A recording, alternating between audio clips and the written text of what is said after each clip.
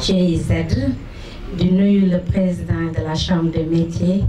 ak waa IA ak ñi fi toog ñëpp macha allah di nuyu coiffeurs yi sama mbokk coiffeurs yi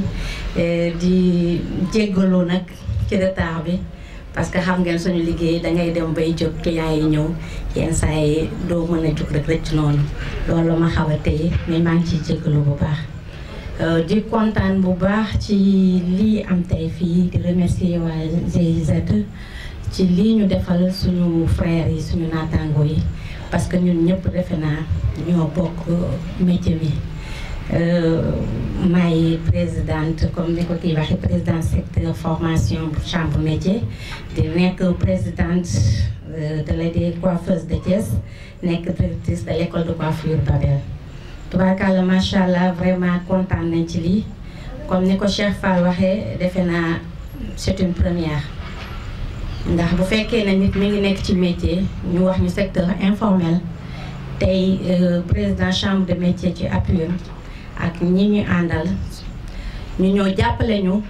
pour gën a yëkkati suñu métier pour téye ñu fii Sénégal ñu xam ne li ñu am métier la comme métier yëpp.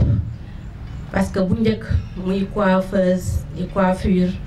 yëpp dañ koo tuutaloon mais tubaarkàlla ñun jeunesse bi dañoo ñëw taxawal dëggal suñu métier wan ne ku nekk fi nga nekk ci Sénégal métier bi boo ko yoree téye ko ak sa fukki loxo mun na jur lu ne ndax ñi fi nekkoon amuñu chance boobu ñun am nañ chance gëm suñu bopp gëm suñu métier xam ne lii ñu am tey mën na jënd lu ne mun na jënd avion mun na jënd kër mun na jënd lu ne yor suñuy kër ndax gëm rek la gëm sa bopp mais bu fekkee da nga xeeb sa métier xeeb li nga yor ku la gis dalay xeeb kon nañ gën a jàpp ñun ñëpp ngeen jàpp li ngeen ne xam ne tubaarkàlla macha allah il est temps pour ñu toog Sénégal réussir Sénégal jàppale suñu bopp li ñuy wax ci professionnalisme bi vraiment peut-être que am na luy des bu ñu mënee may ñi nga xam ne ñoo fi nekk des formations pourquoi pas ne pas prendre 3 à 4 coiffeurs, leur faire ramener en Allemagne ou bien faire amener des coiffeurs allemands pour leur faire des formations pour pouvoir vraiment exprimer,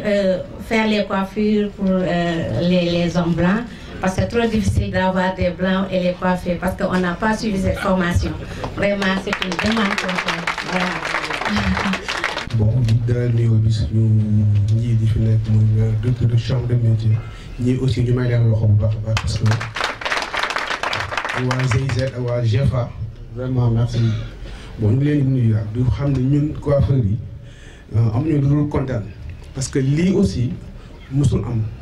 donc dañuy ñaan rek ngeen dimbali ñu gën ñu jàppale parce que association bi mat na ay 400 membres bëgg nañu ñëpp def formation bi parce que loolu mooy yoon bëgguñu mu yem fii ci 50 wala 100 duñ bëgg daal coiffeurs yëpp defandoo formation bi loolu mooy suñu fierté ñun lii sax duñ sañoon dañ koy denc ba ñëpp jot mais nii la ko yàlla bëggee ah. ñu ngi ñaan aussi pour chambre des métiers bëgguñu rek mu yem ci formation bi parce que fii dafa bëri ay ndaw yoo xam ni métier bi lañu yaakaar parce que bëgguñu dem ci ay gaal dugg dem ay barsaak yu kenn xamul donc moo tax ñu préféré pour toog Sénégal liggéey. de ce que gars yi ñoom parewuñ sax pour dugg ci ay gaal wala dem ci yeneen détail moo tax vraiment métier bi moom la ñu am bi yoboo ñëpp ñu jàppale ñu ko et puis suñu mbokk coiffeurs yi aussi ñu gën a gëm lu ñu yor parce que ñun ay coiffeurs lañ de parce que fii ay coiffeurs rek ñoo fi nekk ba pare gëm lu ñuy def te boobu ak léegi aussi waa chambre des métiers bàyyiwuñu benn yoon te bëgg nañu aussi ñu gën ñu jàppale surtout ki fi toogal gouverneur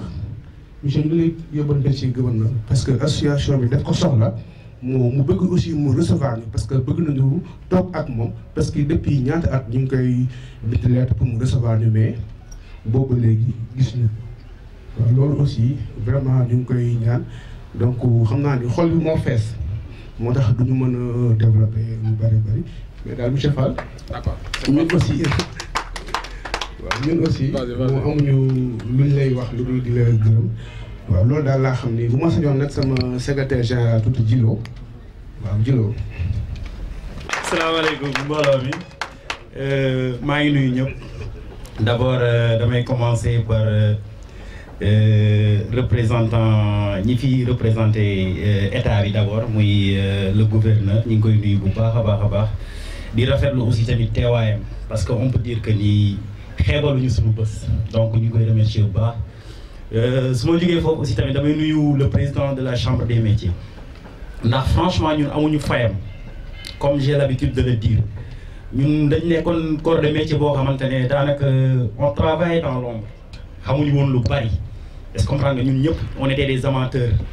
mais depuis que ñu formé suñu association il y a cela 2 ans ñu ñëw bootu seen ginnaaw mais depuis bi ñu bootoo seen ginnaaw aussi tamit réccuwuñu ci dara franchement parler ndax dafa mel ni tey par exemple ñun on a fait ici presque 10 ans ndax lépp loo xamante ne chambre des métiers teg na ko comme projet rek du ñu bàyyi coiffeurs yi quoi donc pour wax leen ni le président de la chambre des métiers avec toute son équipe les coiffeurs sont tellement fiers de vous et nous sommes tellement contents pour vous aussi. gannaaw loolu aussi tamit su ma jógee foofu damay ñëw ci aussi waa structure GFA ak waa GIZ nous vous saluons nous vous remercions et nous vous disons aussi que nous sommes très fiers de vous parce que franchement vous nous avez aidés vous nous avez montré que on peut rester ici au Sénégal et développer notre métier vous avez inculqué en nous aussi l'esprit de la professionnalisme donc nous vous remercions franchement donc di leen wax ne daal kontaan nañ ci yéen bu baax a baax amuñu seen fay aussi beneen message bi may lancer aussi tamit je peux vous garantir que vous n'avez pas gâché votre argent ndax tamit on a compris le sens de cette formation le sens c'est que ñu xam ni tey par exemple ñun war nañu mën a toog fii tekki fii nii te yaakaar naa ni aussi tamit coiffeurs yi nga xamante ne def nañu formation bi ku ci nekk comprendre nga message bi affaire bi warul nekk aussi tamit les gars ay dóor est-ce que comprendre nga gars yi dañu déployer ay moyens pour nous est-ce que comprendre nga matériel yi ku ko xool xam ni ça a coûté de l'argent est-ce que comprendre nga mais lii peut-être signe de motivation la mais li ci ëpp solo mooy ñu gëm ni ñun instant bi dañoo war a toog fii Sénégal liggéey aussi tamit maanaam bañ a am esprit pour génn dem ay Barça wala Barça du genre affaire yooyu noonu quoi war nañu mën a toog fii développer loolu noonu xam nga ndax aussi tamit nit aussi tamit bu lay jàppale aussi tamit yow it da nga ko war a wan ni maa la gën a sawar ci léegi may jàppale aussi waaw mais aussi tamit beneen message boo xamante ne bëgg naa ko lancer parce que tamit man je dirais que GIZ ak GFA ak chambre des métiers sax ak waa nu mu tudd représenté gouverneur je dirais que am ngeen liggéey bu mag parce que tamit da ngeen ñu def ay professionnels yéen a ñu def ay professionnels te xam ngeen ni aussi tamit on n'a pas les moyens c'est pas évident tey par exemple ici nga teg fii ay salons yoo xamante ne norme professionnelle digne de ce nom c'est pas évident donc on a besoin ku ñu soutenir bëgg nañ ko bu baax a baax loolu ñu ngi leen koy diis lépp loo xamante ne mën ngeen ko pour ñun coiffeurs yi du ma wax rek coiffeurs yi je dirais même les autres métiers parce que Sénégal aussi loolu la soxla on a besoin d'appuyer les corps de métier pour que au moins Sénégal puisse développer te xam naa ne bu ñu ko jaaralee ci métiers yi est-ce que comprendre nga dina jàll quoi mais man nag sama métier là mooy coiffeur foofu lay gën a appuyer mooy na ngeen jàppale coiffeurs yi parce que soxla nan ko est-ce que comprendre bu ngeen jàppalee coiffeurs yi je peux dire que ni je peux vous garantir que ni taux de chômage bi dina wàññeeku est-ce que comprendre nga loolu moom je peux vous garantir ça donc franchement nous sommes tellement contents de vous et nous vous remercions aussi merci beaucoup. Gouverneur, monsieur le directeur de la Chambre des métiers de Thiès, mesdames, messieurs, chers jeunes. C'est vraiment un grand plaisir pour moi aujourd'hui de participer à cette cérémonie de remise des kits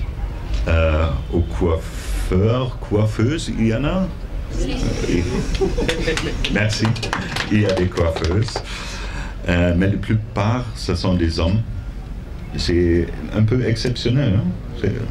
Quand même. Le programme Réussir au Sénégal a comme objectif de créer de nouvelles perspectives de réussite pour les jeunes au Sénégal. Le programme a 3 axes d'intervention, entrepreneuriat et start-up, formation et qualification, et aussi le dialogue sur les perspectives de réussite au Sénégal. Notre programme est financé par la coopération allemande et ici à Thiès, dans la région de Thiès, aussi par l'État libre de la Bavière. Quand même, nous travaillons dans toutes les régions du Sénégal mais il y a énormément des activités ici dans la région de Thiès.